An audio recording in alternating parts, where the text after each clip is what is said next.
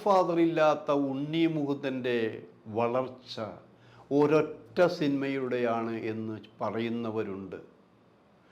അത് അയാളുടെ സാധ്യത ബെസ്റ്റ് ടൈമാണ് ഇപ്പോൾ ഉണ്ണി മുകുന്ദൻ്റെ എന്ന് പറഞ്ഞുകൊണ്ടിരിക്കുന്നു. ബെസ്റ്റ് ടൈമായാലും അല്ലെങ്കിലും ഉണ്ണി മുകുന്ദൻ ഇന്ന് ബഹുഭാഷാ സിനിമകളിൽ ഒഴിച്ചുകൂടാൻ പറ്റാത്ത ഒരു നടനായി നിർമ്മാതാവായി ഒരാളെ മാറിക്കഴിഞ്ഞിരിക്കുന്നു. ഒരുപക്ഷെ ഗോഡ് ഫാദർ ഇല്ലാതെ ഇത്ര പെട്ടെന്ന് വളർന്ന ഒരു നടൻ മലയാള സിനിമയിൽ ഉണ്ടോ എന്ന് ചോദിച്ചാൽ ഇല്ല എന്ന് അടിവരയിട്ട് ഉത്തരം.